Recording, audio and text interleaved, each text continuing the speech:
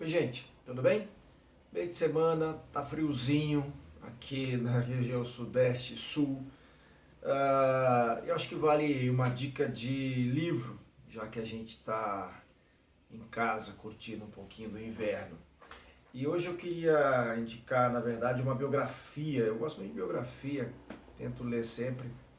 E é uma biografia de um cara que é conservador, mas um conservador que nada tem a ver com os conservadores que estão aí, um conservador democrático, um cara que denunciou e criticou muito ditaduras, quando precisou foi pro pau contra elas, e também foi um cara que defendeu algumas questões trabalhistas e de direitos sociais, numa época em que isso ainda não estava tão colocado, deveria se colocar depois da Segunda Guerra. Inclusive, é o cara que se pode acreditar uma parcela muito grande da vitória contra o nazismo e o fascismo na Segunda Guerra. Ele se chama Winston Churchill e essa biografia foi escrita pelo historiador inglês Martin Gilbert. O Martin Gilbert é um dos grandes, é um cara parrudo aí, tá na estatura de Hobsbawm, John Thompson na Academia Britânica de História. Ele tem um livro super importante, chama História do Século XX. Então é um cara que é super conhecido e ele demorou 30 anos para escrever essa biografia, que está dividida em dois tomos, duas partes ou dois volumes, você escolhe. Um Churchill jovenzinho, um Churchill mais velhinho. Mas uma se comunica com a outra, não dá para ler uma sem ler a outra, tá? E aqui no Brasil saiu pela editora Casa da Palavra, que é um selo do Grupo Leia. E esse livro acho que tem tudo a ver para a gente falar sobre o Brasil que a gente está vendo hoje, né? Que a gente tem um movimento conservador extremamente forte e tal. Porque o Churchill foi um cara, né?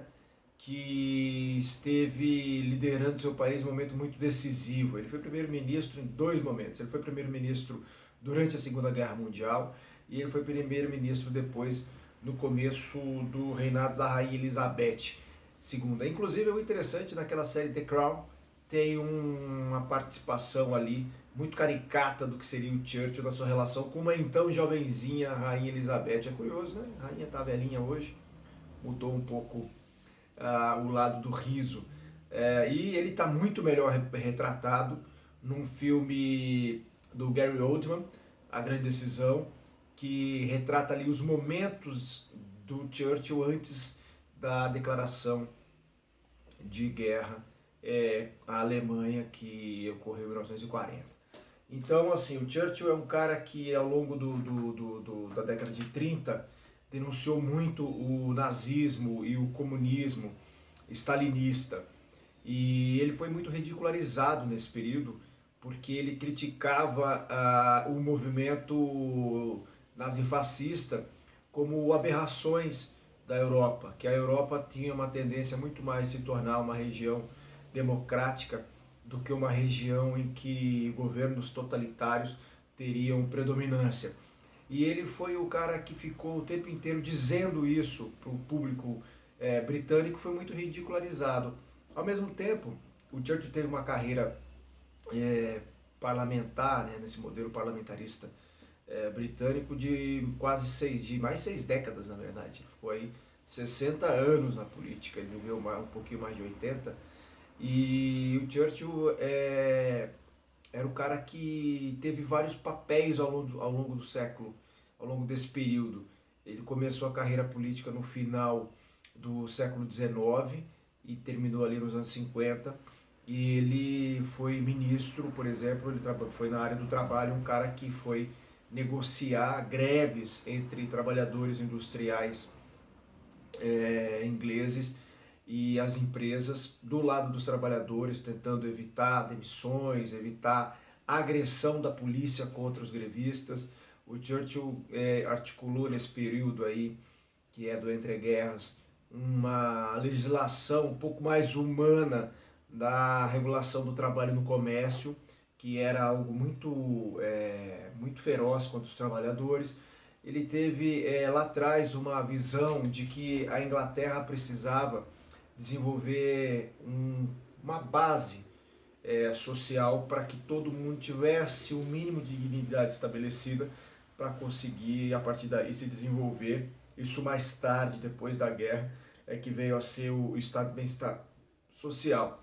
Então a gente está falando de um cara conservador que está defendendo direitos sociais num contexto que não dialoga com os conservadores atuais. O Brexit, que foi aquela votação que tirou os ingleses da União Europeia, por exemplo, dá para dizer que o Churchill não apoiaria o Brexit, porque ele defendeu o tempo inteiro a ideia de uma unidade europeia, justamente para se lutar contra a ascensão do nazismo e do fascismo. E depois da guerra, e que seria importante que a Europa estivesse unida para que essas ideias e aberrações ditatoriais não fossem predominantes. Nada mais contrário do que o Brexit, que justamente tirou a Inglaterra da União Europeia e desmontou essa ideia de unidade do bloco. O Martin Gilbert demorou 30 anos para escrever esse livro. Ele foi convidado pelo filho do Churchill para escrever depois que o pai dele morreu, e ele demorou 30 anos para fazer o livro. Por alguns motivos, talvez. O Churchill era um personagem muito rico, né? Um personagem muito multifacetado, assim.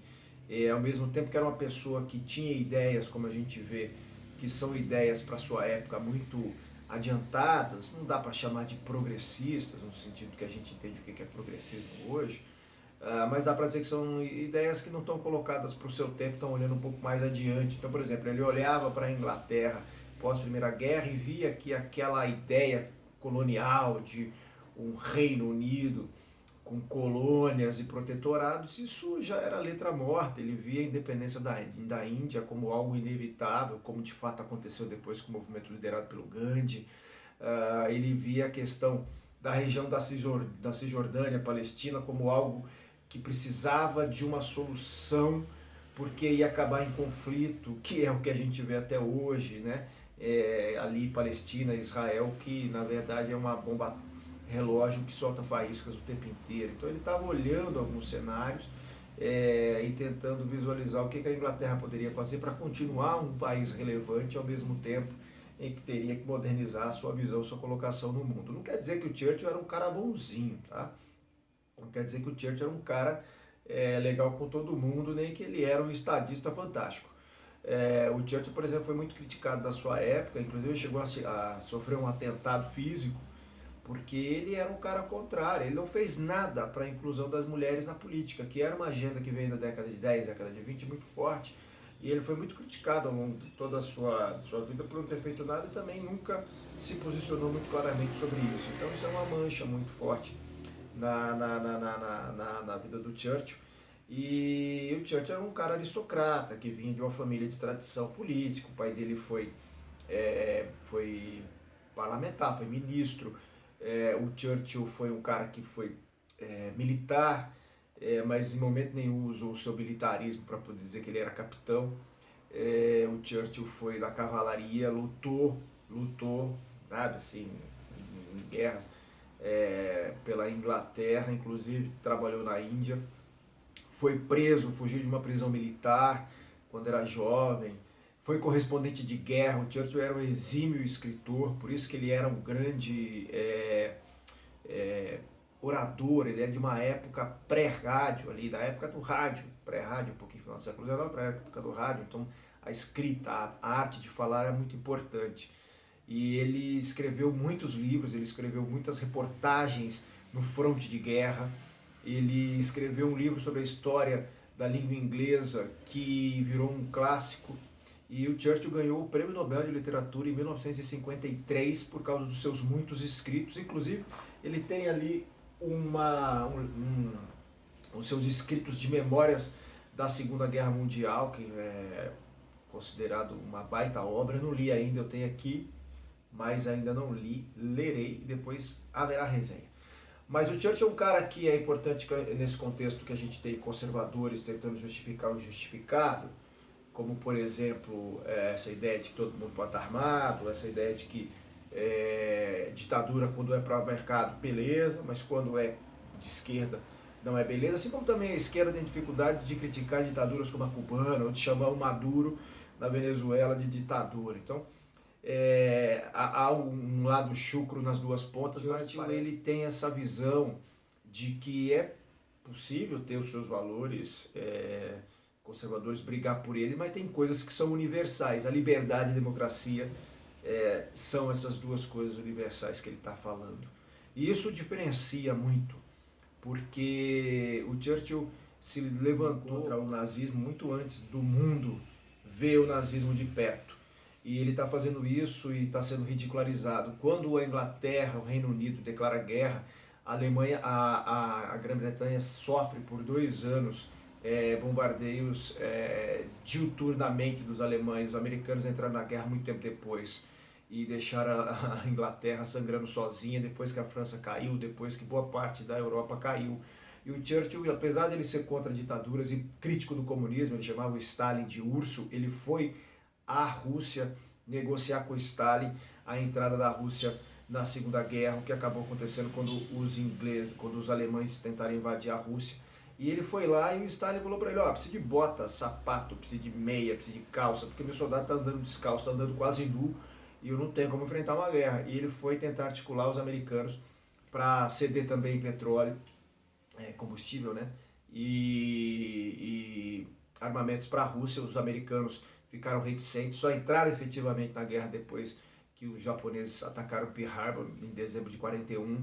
Então a Inglaterra ficou ali sangrando durante 2 anos e a Rússia foi primordial, e quem fez essa triangulação foi o Churchill. Mas ele é um cara que critica a ditadura, e ele foi lá, bicho, ele tá no meio da guerra, tá sendo bombardeado todo dia, e os americanos não estão fazendo nada por ele. Ele viu a França cair, ele tem o Stalin, que em algum momento vai ser alvo do nazismo. Ele foi conversar com o cara, era uma situação de guerra, isso não tirou ele em momento nenhum a crítica à Inglaterra, à União Soviética, que estava matando o seu próprio povo, estabelecendo o stalinismo, né? Deixar isso bem claro, ele denunciou isso ao longo do tempo também.